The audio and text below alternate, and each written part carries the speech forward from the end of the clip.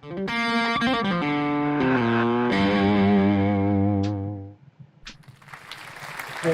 how's everybody doing today?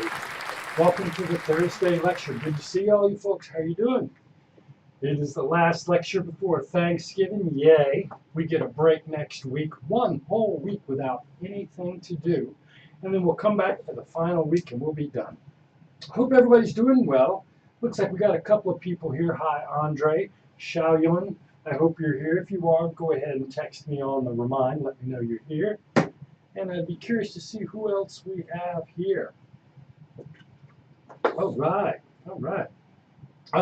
Just remember, next week is Thanksgiving. However, I will have the course homework available on Monday for those who want to work over the Thanksgiving break. You can't do the discussion board until it comes out next week, but you can do the homework assignment if you want to get ahead. It's good to see you, Dee. Looks like I have you and Andre here today. Fantastic. Small crowd, but a good crowd. So let's go ahead and get to Chapter 18, Cognitive Development and Late Adulthood. We're going to talk about all those cognitive changes that occur as you move into late adulthood. And we're going to talk about some of the diseases of the mind that you'll see in late adulthood, as well as the effect that depression and spirituality have on our outcomes. Okay, let's go ahead and get started. We talked a little bit about fluid intelligence and crystallized intelligence. Your book sort of differentiates between these two. Fluid mechanics, they argue. So why does one thing change and one thing doesn't change, right? So if you look at the graph that's underneath me, this is that graph I showed you last week talking about the change in intellectual ability as we move into older adulthood. Remember, our crystallized intelligence stays the same, and our mechanics, our fluid intelligence changes. The reason they say this might happen is because the fluid mechanics, if you will, is sort of the hardware of the mind, and it reflects your neurophysiological architecture of the brain. And as I suggested on Tuesday, this is changing and degrading as you get older. And so this is maybe why you see the dip in fluid intelligence as we move through later life. Now, they differentiate that from what you might call cognitive pragmatics or crystallized pragmatics. Really, you think about what you know, right? Your crystallized intelligence is really just sort of the culture-based programs that are put into your head, right? They don't represent how the system functions as much as they represent the programs that are in the system. So while the mechanical, the mechanical part in your brain that runs the fluid intelligence slows down, your speed of processing slows down, the cultural pragmatics, the programs that were put into you, don't necessarily go away. So this this part of Chapter 18 sort of explains what's the difference between crystallized intelligence and fluid intelligence. Fluid intelligence represents the mechanics of the system working, and the crystallized, in a sense, represents culture that's been put into your system, and that doesn't go away. That doesn't change. The functional ability of your brain cells does, but the programming that they have in them doesn't change. Looks like we've got a couple of more people here today. Hello, thanks for showing up. If you're interested, go ahead and type in and say hello today and let me know you're here. Oh, hi, Araya. By the way, Araya, I already put your extra credit in the discussion board column. So you got your extra credit. Thank you for coming to the talk today, Araya. I really appreciate that. Okay. So it's well accepted that speed of processing slows in late adulthood. As I mentioned last week, it's caused by a decline in neural connectivity and the neurotransmitter functioning and a breakdown in your myelin tissue. Now, these physiological changes are associated with an increased rate of dementia and falls for older adults. And, one of my advisors in graduate school actually died as a 70-year-old in a vehicle accident. Actually, Two of my advisors in graduate school, who were older men, died in accidents later in life. Dr. Shopler died in a vehicle accident, and Dr. Galinsky died walking to a Carolina basketball game. He got hit by a car.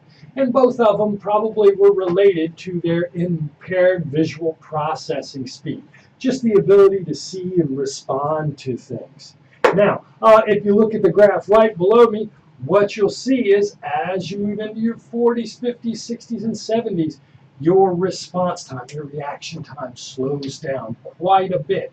And this is why if you're ever with your grandparents working on some sort of computer task, you're going to be just frustrated at how slow they are and clicking buttons around the screen because their reaction time isn't as quick.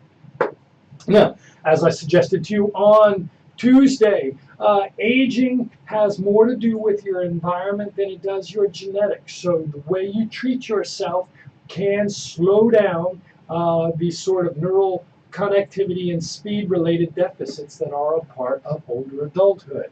So there is considerable individual variation. You know, some people lose their mental faculties at 60 and 65. My grandma, who's almost 101, is super duper sharp, man. This lady actually still has rental properties that she manages at 101. So there's great variation in this mental decline. So don't think about it as being just a process of your age. You can help yourself and slow these effects down. And what you need to do is you need to engage in some high intensity workout. Got to get that heart rate up and do that cardiovascular working out. Now, I don't mean you need to run a marathon, but you definitely need to get that blood pumping if you want to sort of help your cognitive abilities in older adulthood. You know what? Also, keep reading, keep playing games, keep doing all of those interesting, thought-provoking kind of activities that you did. A lot of times people, when they get older, they fall into the pattern of just sitting down and watching the TV all day, every day. That's not enough stimulation for that mind. You've got to work that mind. Do the crossword puzzle. Do the Sudoku. Play some bingo. Whatever it is, but you need to keep playing games to sort of keep that mind working. So exercise and actively engaging in mental tasks are going to slow down this level of cognitive decline that we see. And remember on Tuesday I talked about the difference between young old adulthood and later old adulthood. So from 60 to 80 and then 80 plus. You do not have to lose your mental facilities when you're 65 or 70. You can push that off into later adulthood. So please keep active as you get older. Now, if you remember, we talked about attention as a process, as a faculty that develops in early and middle childhood. And we talked about the fact that kids weren't very systematic in their attention process. They were easily distracted, and they didn't have the ability for sustained attention. And I suggested to you that those things sort of develop in early and middle childhood. Well, you know what? You're going to see the same sort of things decline in late adulthood. So, selective attention is the ability to focus on one item among a bunch of distractors. That ability declines in older adulthood. Divided attention is being able to multitask, pay attention to do two things at one time. That also declines in older adulthood, but only when it's something difficult. Driving a car is a divided attention task. You have to pay attention to the gas gauge, the speed gauge, the cars around you. But that's kind of a simple task. So as long as it's fairly simple, older people are going to be able to do that. However, you put grandma or grandpa in one of those really busy settings where there's tons of traffic and it becomes a difficult divided attention task, you're going to see grandma and grandpa aren't going to do as well.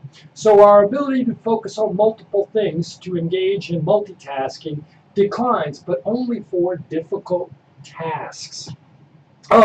Sustained attention, the ability to focus. One of the things that I like to do when I get my crossword puzzle on Sunday mornings is I sit there and I don't get up from the table till I'm done. I just focus and focus and focus. That's what we'll call sustained attention or vigilance. You know what? Your ability to focus is also going to decline in older adulthood, but only on difficult tasks as well. So all these different attention processes are going to decline. Your selective attention, your ability to pick one item out of a field of distractors, your ability to multitask, to hold different things in your mind at one time is going to decrease, and your ability to focus on a task for long times is going to decrease in older adulthood.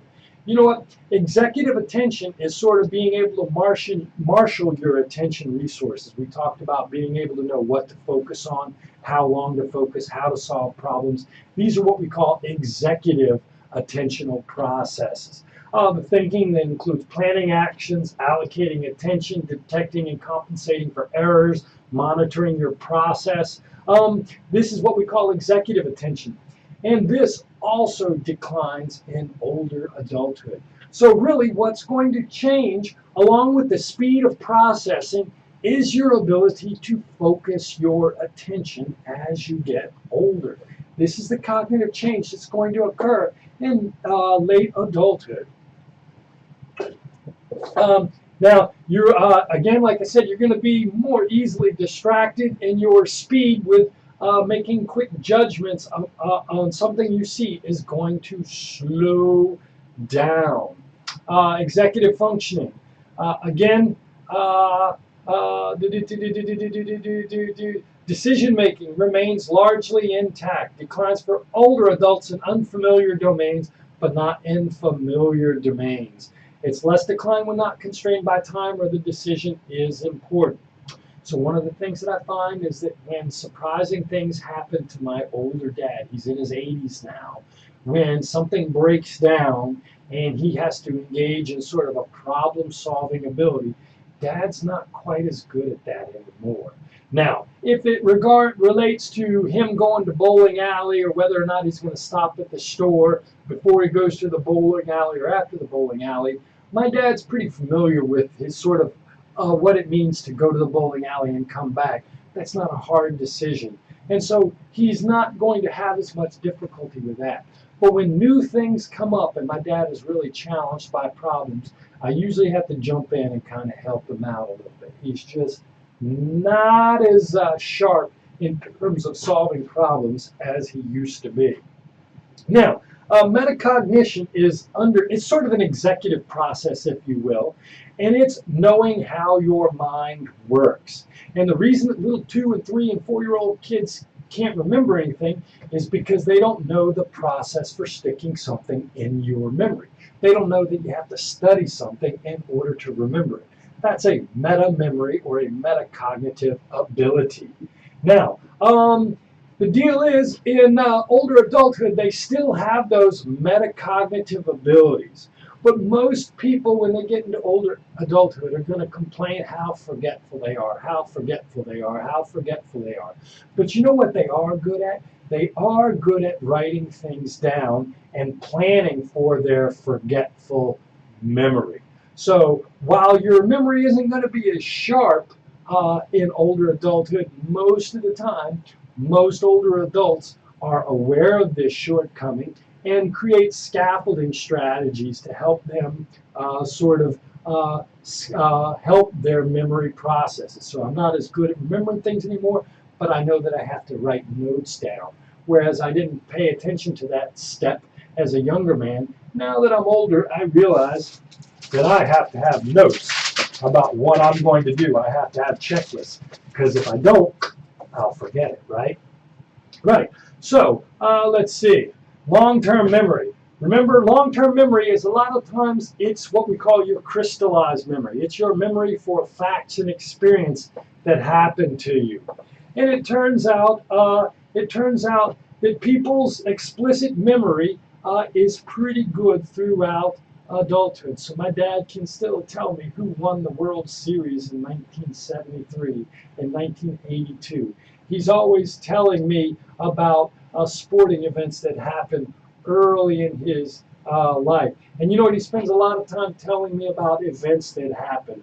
So I have to hear what Aunt Sandra did back in 1943 and how she used to take him to the soda store to get sodas when he was a little kid, right?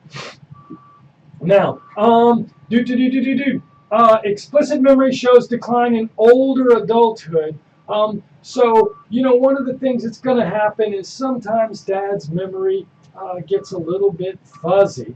But one of the things that you won't see is implicit memories degrading as much. An implicit memory is different from an explicit memory in that an implicit memory is knowledge for how to do something. So my dad may forget a phone number, but he doesn't forget how to use the phone.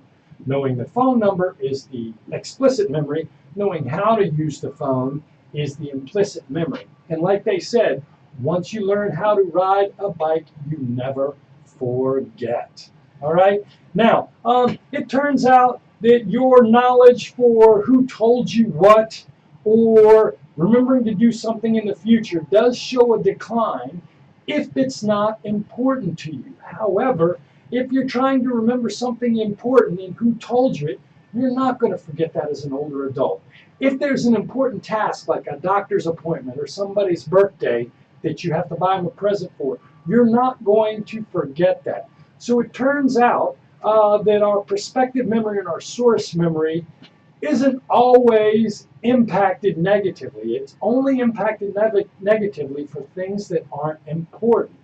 And so this kind of goes back to that idea of metacognition, in that we now know how our mind is going to work right here. Let's see, where is it? Metacognition. Even though you overestimate, you have these forgetful abilities, we know when it's important to remember the things that we have to remember. So, let's see. So let's sort of summarize all of these cognitive changes. Okay? Your speed of processing is going to slow. The system is not going to work as fast. And that's going to lead to a decrease in flexible ability and speed of processing.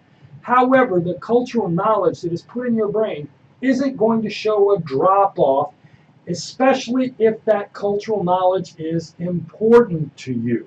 Okay? Your attentional processes are going to decrease as you get older, especially on difficult tasks that really stress out your short-term or working memory. Decision-making is going to be impaired, but only for complex or unique situations that maybe you're not familiar with. Knowing which restaurants you're going to go to before or after the bowling alley, that kind of decision-making isn't going to be impaired. And like I said, your long-term memory, you will show some loss of explicit memories, but not for your implicit memories. And what explicit memories are you going to lose? Those that are not really important to you. Okay? So Grandma's not going to forget the important things that happened in her life. Grandma's not going to forget that important doctor's appointment. She's just going to forget the stuff that isn't really important to her. And your book suggests that maybe that's because she knows how to allocate her memory resources to remember the stuff that is important. Okay? Now, it turns out that you folks right now, by being in this classroom, are helping provide a buffer against your cognitive decline. It turns out that your level of education is negatively associated with cognitive decline. The more schooling you take, the more you work out that mind, the slower these cognitive declines are going to occur. And one of the reasons that we might see people living such good lives late into their life now is because we have had this increase in education among the population here in the United States, right? And if you think about it, everybody does hard work now, or thoughtful work. You know, we don't have as much in the work terms of labor. It's all about relationships and processing information. And so we have what you might call a society that focuses on cognitively oriented labor. And so what you're going to see is that might predict this delay of cognitive decline that we see today. And again, successive generations, we also know how to live healthier. And as I suggested to you, being healthy is a protective factor against cognitive decline. So people with high blood pressure, heart disease, diabetes are more likely to experience the cognitive decline that comes with an unhealthy physiological system. All right? Now, let's not think of cognitive decline as how many years you are from birth. Let's think of cognitive decline as how many months you are from death. Okay? So think of your ability. It's going to start to decline as you get towards the end of your life. So because you're 60, 70, or 80 doesn't mean you're going to experience that cognitive decline. Cognitive decline is sort of a predictor of the end, so to speak. So don't think of, so the term terminal decline really refers to the fact that we know that cognitive declines are associated with the impending death. Okay? On page 558, there are some studies supporting the use it or lose it concept that mental activities can benefit the maintenance of cognitive skills. And so they've gone and looked at all kinds of different populations to identify situations in which people have affected their rate of cognitive decline. So a study of Catholic priests over 65 showed that those who read books and did crossword puzzles were less likely to develop Alzheimer's disease. In Victoria's longitudinal studies, they found that older people playing bridge using computers are linked to a slower decline in long-term memory and verbal speed. The Baltimore Experience Corps found that volunteering in an underserved urban elementary schools also slowed down cognitive decline in older people. You know what's funny? My grandmother, the one that's 101, until she was 95, she volunteered at the retirement center. And when we asked her why she did that, she said, because I like to help the old people. I thought that was absolutely hilarious. She volunteered to help the old people. And that's one of the things that I think keeps my grandma, as old as she is, healthy and in a good cognitive state. Okay? Again, in these Baltimore Experience Corps, they also found that learning how to quilt, using digital photography, iPad training, just engaging in some sort of hobby after retirement prevents slows down the rate of cognitive decline. So again, like I said, when you retire, you're going to have to stay busy. You're going to have to find something to occupy and stretch that mind. You're going to volunteer. It can be volunteer. It can be playing in a bridge club. You can get on the computer and learn a new computer skill. In fact, you might even learn to be a live streamer one day like me, and you can be an old person doing Grammys live streams if you want. But the idea is the longer, if you want to keep your mind, you are going to have to stretch it out. You are going to have to work it. Bottom line, cognitive training can improve your cognitive skills, especially for those under 85 years of age. Now, once you get into late adulthood, you know, the 80 to 100, these protective factors aren't going to work as well. Again, these are protective factors that are going to help you in this early late adulthood period that we talked about. Okay. Now, there are going to be some neurobiological changes that occur, especially after the age of 80 and 85. Your neural circuits in the prefrontal cortex are going to start to shrink a little bit. You're going to have fewer connections. And you know what? Your brain, though, you're going to start using both hemispheres of the brain, and it's going to sort of allow you to compensate for any individual neural loss that's occurring in one of your hemispheres. Now, you're going to notice that the hippocampus starts to atrophy. If you were in my introductory class, we spent a lot of time talking about the hippocampus. It is that part of your brain that stores new memories so that you can remember them. It begins to atrophy in later adulthood, which is why your memory may decline a little bit. And you're going to have fewer connections among the regions of the brain. And If you look at brains, you can image these brains. What you're going to find is that the people who are losing their executive functioning are going to start experiencing thinning in their frontal lobe, which is responsible for impulse control, planning, and other executive functions. Okay, Alzheimer's disease. So we're going to talk about two sort of diseases that cause dementia: Alzheimer's and Parkinson's. Dementia is a neurological disorder in which primary symptoms involve the deterioration of mental functioning. It affects 23% of women and 17% of men 85 years and older. Again. Exercise, eat a good diet, and spend your time stretching that mind out, and you will experience slower cognitive decline than if you don't. Two common forms of dementia are Alzheimer and Parkinson's disease. Alzheimer's disease, as shown down here, is the gradual deterioration of your memory, language, reasoning, and memory. And it occurs because you start to get these plaques and these tangles in your brain and the neurons, and they start killing the neurons in your brain. So just like plaque is not good for your teeth, plaque is not good for your neurons. And so you start to develop these plaques and these tangles in your brain, and it causes brain cells to die. If you look down below, you can see the hemisphere of a healthy brain, and you can see the hemisphere of a person with severe Alzheimer's. And you can see how the person with severe Alzheimer's has experienced quite a bit of atrophy to their cerebral cortex.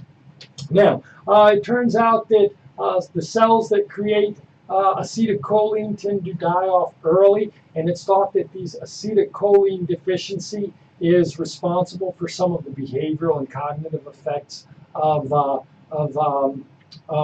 Alzheimer. And like I said, you also get these plaques and these tangles that cause brain cells to die.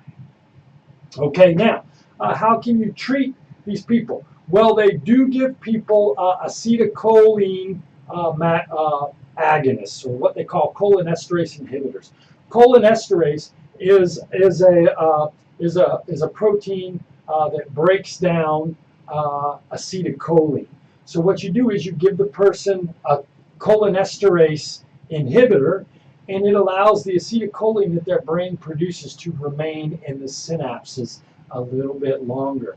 And this slows, but it does not stop the progression of the disorder. Now, what I've found in my reading of Alzheimer is that you cannot truly give somebody a diagnosis. You can't confirm the diagnosis of Alzheimer's until after death, and then they look at the brain, and the atrophy is kind of like the final concluding statement that that person actually did suffer from Alzheimer's. Parkinson's disease. Parkinson's disease is going to occur when the substantia nigra, the part of your brain that produces dopamine, you're going to have cell death in the substantia nigra. It's going to lead to the loss of dopamine production in your brain. And it's going to cause you to experience Parkinson's disease, which is a progressive disease characterized by muscle tremors, slowing of movement, and partial facial paralysis. It's triggered by the degeneration of dopamine-producing brain neurons, like I said, which you'll find in the substantia nigra in the mid part of the brain. And this is going to lead to these symptoms. And one of the things that you will notice with people who have Parkinson's is they engage in this thing called the Parkinson's shuffle. They move their feet really short distances. They don't have the balance to take big steps, so they shuffle along. It's called the Parkinson's shuffle. Now, what are the treatments for Parkinson's disorder? It turns out that you can give them L-DOPA, levodopa, and levodopa is metabolized by the brain into dopamine. So you can actually artificially increase the dopamine in the brain. Now, unfortunately, L-DOPA loses its effectiveness after a while, so it is a temporary strategy. However, there is a form of psychosurgery, deep brain stimulation. I talk about this in my introductory class. And what they do is they put a pacemaker right here, a battery pacemaker, just like one that would run your heart, but they take it and they put a wire into the deep part of your brain, into the basal ganglia, the thalamus and the basal ganglia right down there.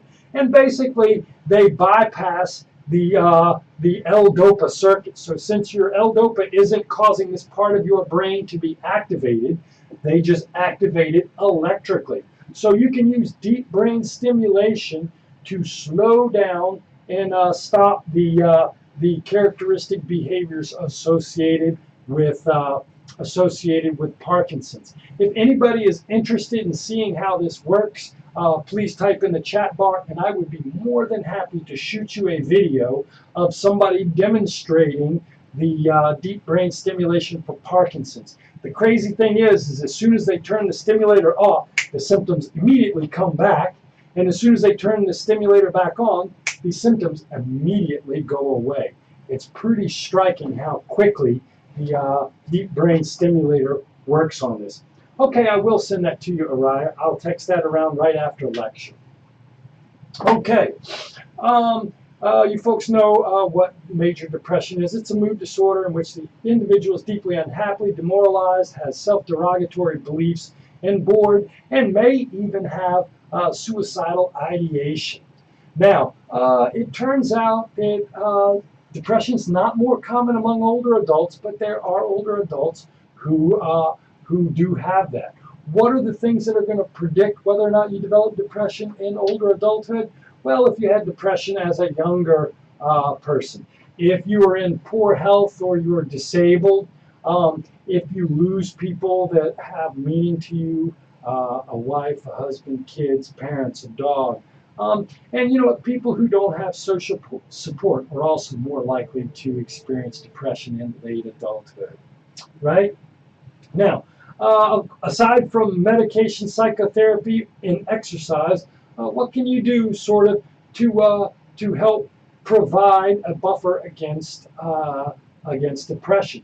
If you remember, we watched the 109-year-old veteran in webinar this week, and one of the things he talked about was the value of church for him. And church really seemed to provide a protective factor that helped him keep a positive mood. And so what you're going to find is that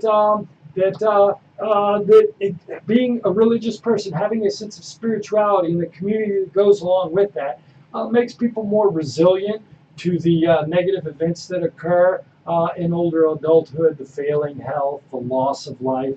And you're going to experience less depressive symptoms. And you know what? You're even going to live a little bit longer, right? So it doesn't matter what church you go to. You can be Christian, you can be Hindu, you can be Muslim, you can join the Church of the Flying Spaghetti Monster, if you will. But the community and the spirituality that goes with being in a spiritual religious community definitely provides protective factors against the depressive syndromes. Okay, you know what? That's all I really had to talk about today. I'm going to go ahead after I finish this class, and I will send you the short video of the fellow with the deep brain stimulator. I'm going to send it through Remind so that everybody in the class can see the link if they're interested in it. Do you folks have any questions for me? Dee, Araya, anyone else? Okay, if anyone has questions, I'll take them offline in the chat bar, or you can send me a Remind text, and I'd be more than happy to talk to you about it. Please don't forget to do the discussion board that's due tomorrow night. Don't forget to do assignment number 14 that's due on Sunday. And remember that you have an entire week off for Thanksgiving where we have no class activities, no live lecture, no webinar, no homework assignment. However, for those of you who want to work a week ahead, I will make the Chapter 15 assignment available over the week of Thanksgiving, so you can do that if you need to. If you don't have any questions for me, I'm going to go ahead and log off and say goodbye. and I will see you next week. I will see you in 2 weeks. Have a great day.